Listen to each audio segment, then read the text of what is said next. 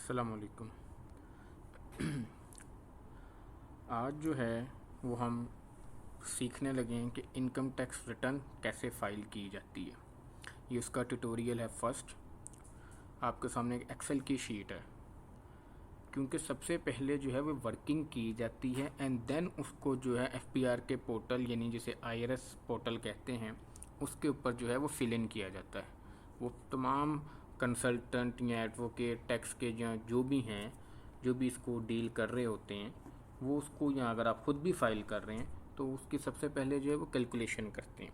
मैंने जो ये बना के दिखाई है ना, ये कैलकुलेशन बिल्कुल ऐसी कैलकुलेशन है जो आप जो आईआरएस के पोर्टल के ऊपर जो अपलोड करते हैं ना, बिल्कुल same to same, almost same to same. मैं ये समझाना चाह रहा हूँ पहले कि टैक्स रिटर्न क्या होती है, वेल्थ स्टेटमेंट क्या होती है, वो कैसे फाइल की जाती है। जो मैं डाटा ले रहा हूँ वो एक सैलरीड एक सैलरीड पर्सन का ले रहा हूँ, जो कि एक बिलो द टैक्स लिमिट है। ठीक है, मैं उसकी फाइल कर रहा हूँ जो कि बिलो द टैक्स लिमिट है। ठीक है, यानी कि जिसके ऊपर टैक्स चार्ज नहीं हो रहा, उसकी इतनी ज़्यादा इनकम नहीं है, लेकिन स्टिल उसको जो है वो एनटीएन बनवाना पड़ा हुआ है और वो उसको टैक्स रिटर्न को फाइल करना चाहता है। उसके पास कोई बहुत ज़्यादा करोड़ों के एसेट्स भी नहीं है। तो वो किस तरीके से जो है वो अपना काम करेगा और क्या करेगा। जैसे आपके सामने जो है वो शो हो रहा होगा कि मैंने लिखा हुआ सैलरी पर मंथ।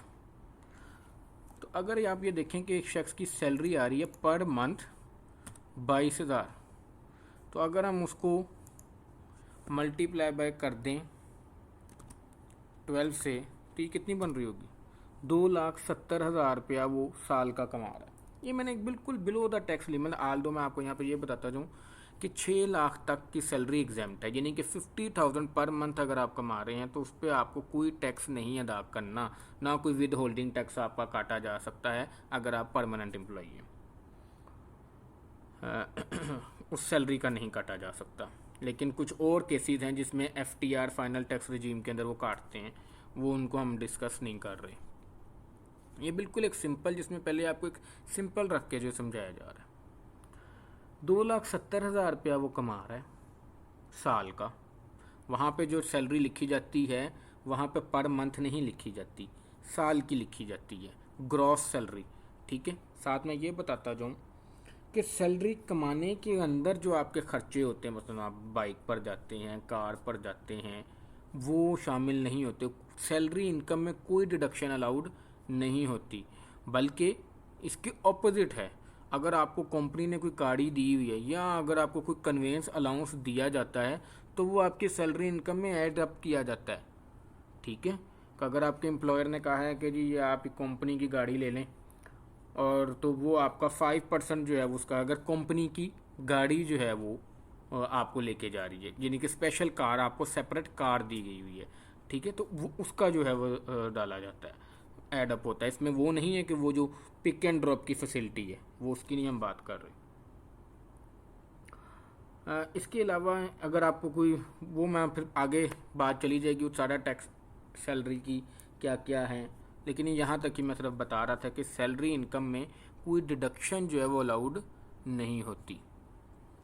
इसके बाद अगर हाउस एक्सपेंसेस, इसको हाउस होल्ड एक्सपेंसेस यानी घर के खर्चे जो हैं वो, अगर मैं कहूँ कि किसी शख्स के, उसी शख्स के जो हैं वो तकरीबन आलमोस्ट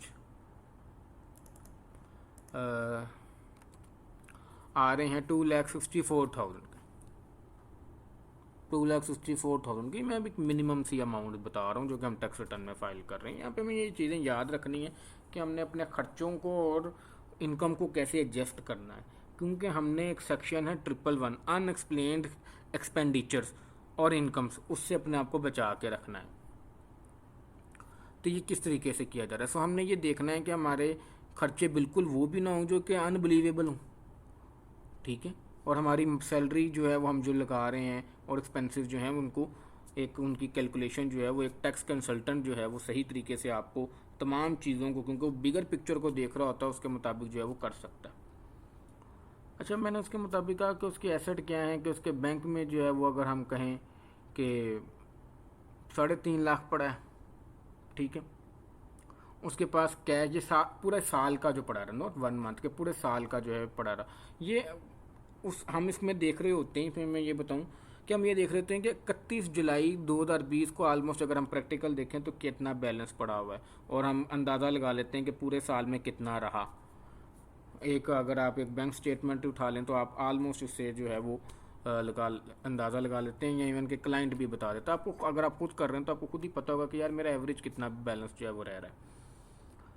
कैश इन हैंड कितना है, ठीक है, वो 50,000 है। बाइक जो है वो 70,000, ये बाइक 70,000 की मैंने लिखी हुई है। अब ये हो सकता है बाइक उसने परचेज़ की गई हो 2016 में, ठीक है, 2016 में, और मैं ये टैक्स रिटर्न फाइल कर रहा हूँ 2021 की, तो मुझे ये 70,000 लिखनी चाहिए। अब तो बाइक की कीमत कम हो गई होगी। हम जो ये बाइक वगैरह जो जितने भी एसेट्स वेल्थ स्टेटमेंट पे लिखते हैं ना, वो लिखते हैं हिस्टोरिकल कॉस्ट, यानी कि जब ये जितने के ख़रीदे गए थे अब उनकी मार्केट वैल्यू क्या है, या नया बाइक कितने का आता है, वो हम डिस्कस नहीं कर रहे। हम सिर्फ जब आपने ख़रीदा था तब कितने का है, अब चाहे बाइक 50,000 का है या 2 लाख का है, we are not discussing this. हम सिर्फ ये देख रहे हैं कि हिस्टोरिकल कॉस्ट में जब आपने बाइक ख़रीदा था इन 2016, तो वो बाइक की परचेज़ प्राइस क्या थी, ठीक है। इसके बाद ये क्योंकि हम ये शख्स की डील कर रहे हैं जो पहले भी टैक्स रिटर्न या कर रहे हैं या पहली दफ़ा ही चाहे टैक्स रिटर्न कर रहा है, तो उसके प्रीवियस एसेट्स की भी एक होती। अगर आप चाहे पहली दफ़ा टैक्स रिटर्न फाइल कर रहे हैं तो आपने प्रीवियस एसेट ज़ीरो नहीं रखने, आपने प्रीवियस एसेट ज़ीरो नहीं रखने, चाहे आपके ये वाले करंट एसेट्स और प्रीवियस एसेट्स सेम हो जाए। ये हो सकता है आप कहें कि मैं आपसे कहूँ कि 2020 में आप पहली दफ़ा टैक्स रिटर्न फाइल कर रहे हैं तो 2019 में आपके पास क्या एसेट्स थे, आप कहेंगे यही थे, तो हम वही अमाउंट प्रीवियस एसेट्स में लिख देंगे। अगर ज़्यादा है आपसे तो वो लिख दी जाएगी, ठीक है। तो वो प्रीवियस एसेट्स जो हैं उसकी एक उसके अंदर जगह बनी होती है वेल्थ स्टेटमेंट के अंदर, वो लिखना है। इसके बाद उस शख्स पर कोई लाइबिलिटी नहीं, किसी से उसने कोई कर्जा नहीं लिया या किसी दोस्त से या कोई कुछ नहीं लिया। अगर वो होती तो वो भी हम लिख सकते थे। मैंने ज़रा सीधा रखने के लिए, ज़रा सिंपल रखने के लिए जो है इसको ये किया है, ठीक है। अब चलते हैं कि हम इसको कैसे फाइल करेंगे। ये सिंपल सा मैंने परफॉर्मा सा बनाया हुआ है कि एक सेक्शन 114(1) के अंदर रिटर्न ऑफ इनकम जो है हम फाइल करेंगे।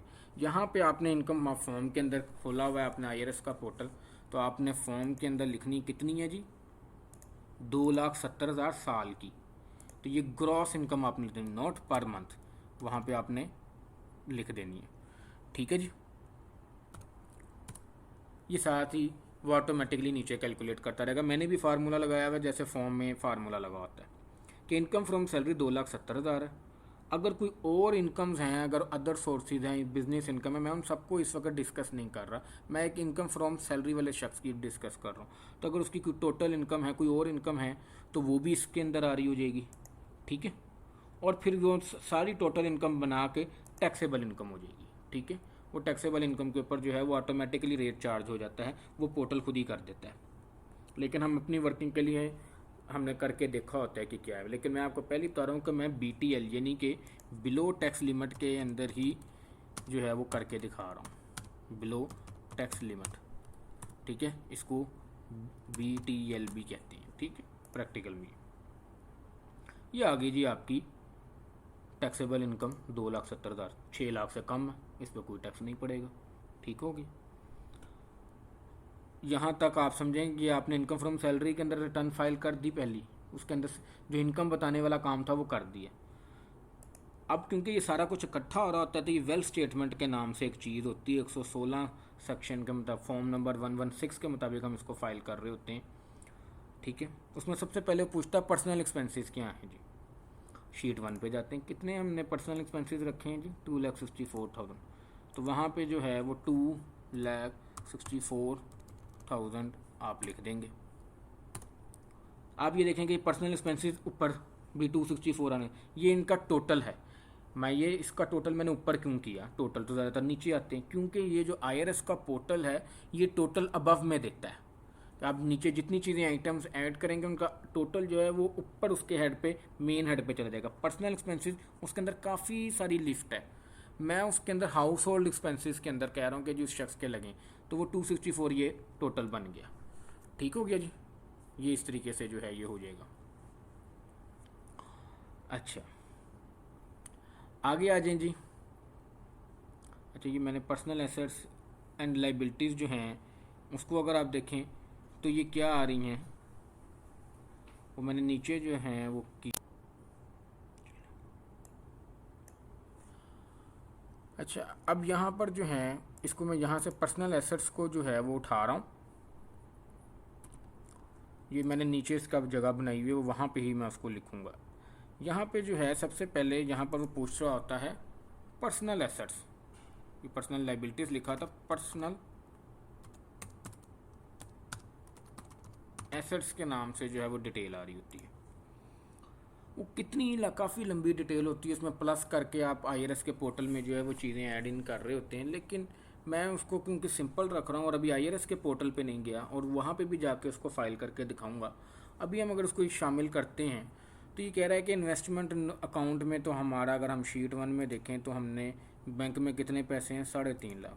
तो वो कह रहा है इन्वेस्टमेंट अगर आपके किसी अकाउंट में है, यानी कि बैंक अकाउंट में पड़ी है या कहीं कहीं पे पैसे पड़े हैं, तो वो आप बताते हैं। वेल्थ स्टेटमेंट से मुराद है कि आपके पास कितनी दौलत है। आपके पास मोटर व्हीकल जो है वो 70,000 का पड़ा और आपके पास कैश इन हैंड जो है वो 50,000 पड़ा। तो टोटल एसेट जो इस वक्त मेरे पास पड़े हैं पर्सनल एसेट्स वो हैं 4,70,000 के। ये याद रखिए कि आप यहाँ पे बिज़नेस के एसेट्स नहीं शामिल करेंगे। अगर आप कोई बिज़नेस कर रहे हैं तो फर्स्ट ऑफ ऑल तो फिर आपको इनकम फ्रॉम बिजनेस में भी उसको मेंशन करना होगा टैक्स रिटर्न में कि आप वहाँ से कितना ले रहे हैं।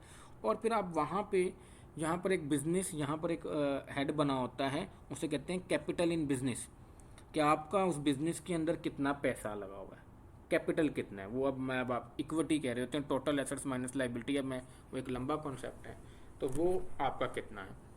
ठीक है, तो ये टोटल एसेट जो है वो 4,70,000 के जो है वो हमारे बन गए।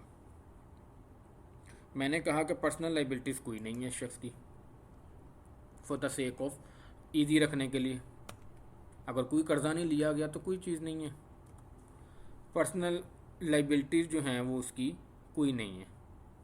तो इसके नेट एसेट्स कितने हो गए, ये आप देखिएगा कि ये उसने ऑटोमेटिकली पोर्टल ने कैलकुलेट किए होंगे नेट एसेट्स करंट ईयर, तो ये उसने कैलकुलेट कर लिए। नेट एसेट्स क्या होते हैं कि टोटल एसेट्स में से टोटल लाइबिलिटीज़ माइनस कर दें तो नेट एसेट्स जो हैं वो बन जाते हैं। तो वो कितने हैं, 4,70,000 के। अच्छा जी, इसके बाद क्या आ रहा है, ये हो गया वेल्थ स्टेटमेंट का काम। इसके बाद क्या कहते हैं, reconciliation of net assets. Reconciliation क्या हो रही होती है, रिकॉन्सिलेशन ये है कि आप कैसे, आपके कितने एसेट्स, इस साल आपने कितनी इनकम कमाई और फिर उसमें कितना इंक्रीज़ आया और वो इनकम आपकी एसेट्स के अंदर शो हो रही है, ये आपने करके दिखानी होती है। और यही ज़रा एक थोड़ा सा टेक्निकल सा काम है कि वो कैसे की जा रही होती है, ये पोर्टल ने चीज़ें उठाई होती हैं। आप देखेंगे जैसे ही आप रिकॉन्सिलेशन के फॉर्म के ऊपर पहुंचते हैं IRS के पोर्टल के ऊपर, तो यहाँ पे आपने नेट एसेट्स तक का काम कर लिया, तो ऑटोमेटिकली वो उसने उठा लिए होते हैं कि नेट एसेट्स 4,70,000 के, जैसे मैंने भी फार्मूला लगाया हुआ तो उसने उठा लिए हैं। और नेट एसेट्स प्रीवियस ईयर जो थे 4,64,000 के, तो कितना इंक्रीज़ आया जी, 6,000 रुपये का इंक्रीज़ आया है इस साल इंक्रीज़। एंड पिछले साल 464,000 के थे, इस साल 4,70,000 के हैं। तो इंक्रीज़ या डिक्रीज़ इन एसेट्स कितना आया, 6,000 का इंक्रीज़ एंड डिक्रीज़ आया हुआ है। तो ये अनरिकनसाइल्ड अमाउंट जो है यहाँ पर आ रही है अभी 6,000 की। अच्छा, यहाँ पर मैं एक ये बात बताऊँ कि यहाँ पर पोर्टल जो है ये एक्सपेंसेस भी उठा चुका होता है।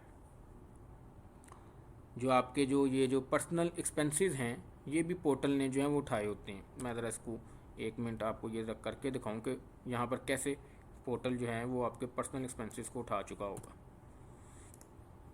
आप यहाँ से आप आए, नीचे आए, तो आपका यहाँ पर आप देखिएगा कि पोर्टल ने आपके पर्सनल एक्सपेंसेस भी उठा लिए।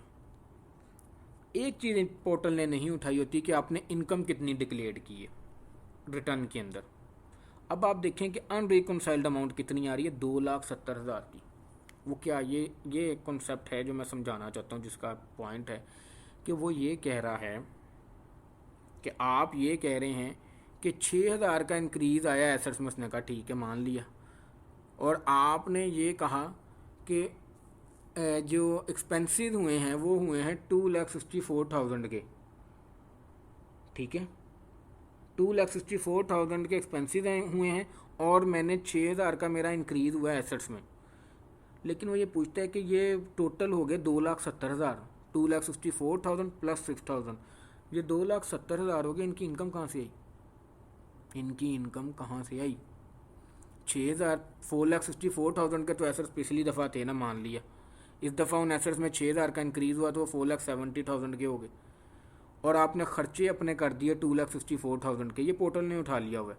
और वो कह रहा है अनरिकनसाइल्ड अमाउंट 2,70,000 आ रही, कि ये बात बन नहीं रही, रिकनसाइल नहीं हो रही, मिल नहीं रही, कि इनकम कोई नहीं, तो ये कैसे हो गया? जबकि इनकम है, इनकम हमने कहा कि इनकम है 2,70,000। तो वो आप इनकम यहाँ पे जैसे ही लिखेंगे कि 2,70,000 है, तो ये अनरिकनसाइल्ड अमाउंट ज़ीरो हो जाएगी, पोर्टल पे भी ज़ीरो हो जाएगी, यहाँ पर भी ज़ीरो होगी, कि ये अनरिकनसाइल्ड अमाउंट ज़ीरो होगी, कि आपने कहा 2,70,000 रुपया कमाया, खर्च किया 2,64,000, 6,000 का इंक्रीज इन एसेट हो गया, ठीक है। और वो आपके एसेट्स के अंदर शो भी हो रहा है कि पिछले साल 464,000 के थे, इस दफ़ा 470 के, अनरिकनसाइल्ड अमाउंट कोई नहीं। तो ये आपकी एक इनकम फ्रॉम सैलरी वाले की टैक्स रिटर्न जो है वो बन जाएगी, और वो फाइल कर सकता है, ठीक हो गया। और ये क्या, हाँ जी, और ये आपकी, इसको आप इसके बाद आप पोर्टल पे इसको इसी तरीके से वर्किंग कर गए, वर्किंग हुई हुई है बिल्कुल सेम, आप उसको पोर्टल पे फिल इन करें FBR का IRS पोर्टल पे, और आपकी टैक्स रिटर्न जो है वो फाइल हो जाएगी।